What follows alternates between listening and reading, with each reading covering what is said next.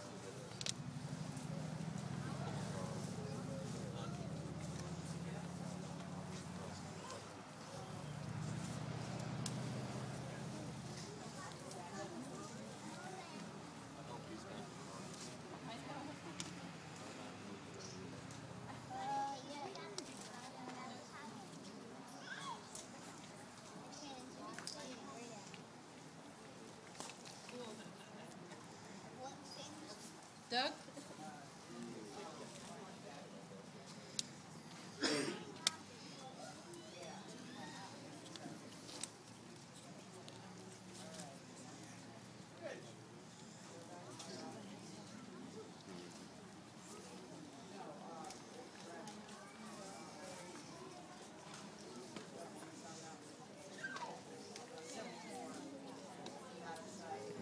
What time is it?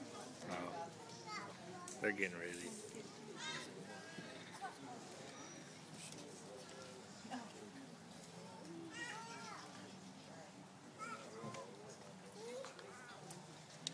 Good afternoon, ladies and gentlemen, and welcome to this, our third artillery demonstration on this Memorial Day. I'll go ahead and answer your question right now. Yes, we're hot in these blue uniforms. Now, before we begin the program, we need to ask a couple things. First, I pretty much need to ask everybody, well, stay right where you are. Now, this is a live fire program, and although we are not firing a projectile, the cannon by its very nature is quite loud. When you hear the gunner give the command ready, they're about 10 seconds from firing, and that means you need to take appropriate precautions. Also, if you have any pets or small children, please hold on to them as the sudden discharge of the gun may startle them, and you may want to turn down any hearing assistant devices you may have. We're going to fire once, have a brief talk about Civil War artillery, the Battle of Kennesaw Mountains, and then we'll conclude the program with another firing. So at this time, we're going to go ahead and get started. Gun, commence firing. Oh, he could.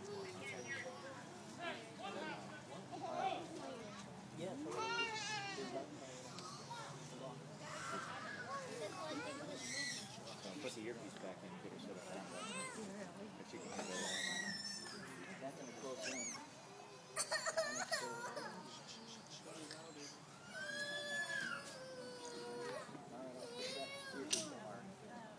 What? They're not ready yet. I know, I'm just getting there though. Or sometimes test how loud it is and if I need to cover my ears the next time. I'll cover my ears. No, I'm covering up this time, see how loud it is, and the next time.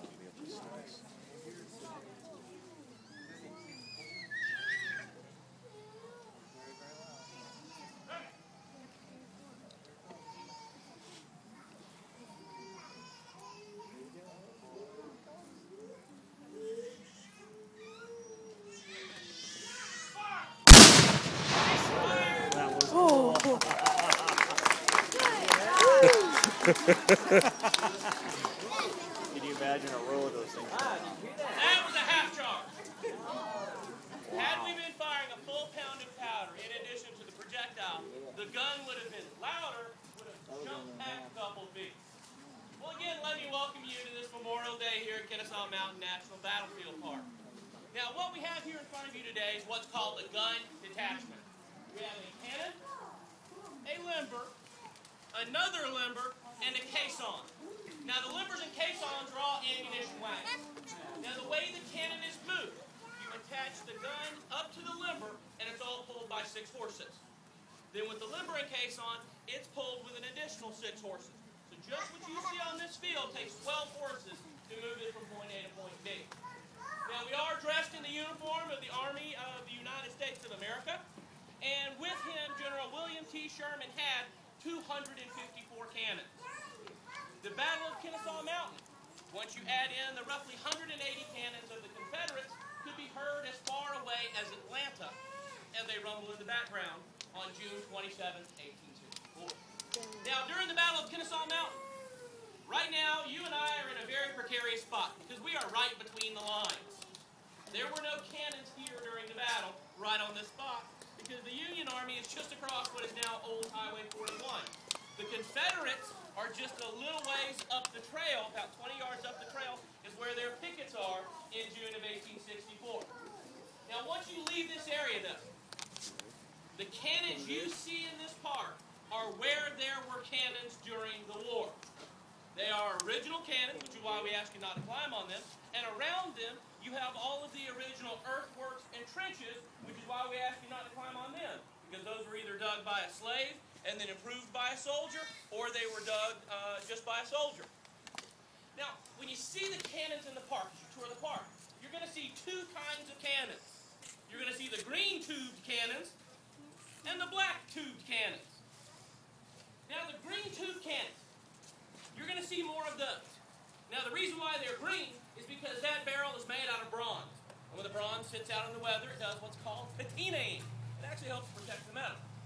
Now, the bronze guns, if you look in them, the vast majority of them, not all but most, are smooth all the way back to the back. That's called a smooth bore cannon. Now, the smooth bores, they are an earlier type of cannon, and they fire a round cannonball. Hundreds of years prior to the Civil War, they fired rounded stones out of cannons, but they had, by the time of the Civil War, most assuredly evolved to the round cannonball. If you've ever seen the movie The Patriot with Mel Gibson, you have seen how you shoot a solid round ball. You skip it along the ground into the enemy. It crashes into the enemy's line, completely ruining the day of 2 or 3 of the soldiers. When you think about it, that is terribly inefficient. This is war. The whole point is to kill or wound more of them than they do of you. And you have a crew of 8, 9 soldiers firing this expensive cannon only to wound 2 or 3 of the enemy. Terribly inefficient.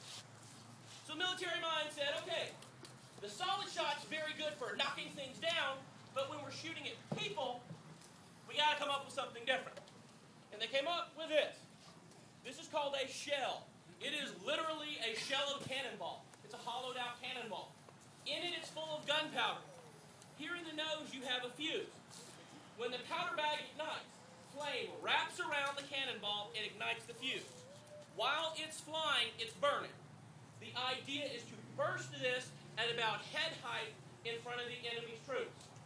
With one exploding cannonball, you might get 4, 5, 6 pieces out of one exploding cannonball, thereby multiplying your ability to harm your fellow man. And military mind said, okay, this is the way to do it. The exploding cannonball is the way to go. How can we make it better? Well, the person who came up with the answer to that question was an Englishman by the name of Henry Shrapnel. He came up with what the British called the shrapnel shot. We Americans call it K-shot. It's a thinner shelled exploding cannonball. And in it, you pack it full of small iron or lead balls, and just enough of a charge to burst it. Well, again, when this thing explodes now, you not only have the outside of the shell, you have all the, shrapnel inside of it flying through the air, and one cannonball could possibly kill or wound upwards of a dozen soldiers. And for the longest time, the smoothbore cannon firing solid shot, shell, and K-shot, it never fails that training.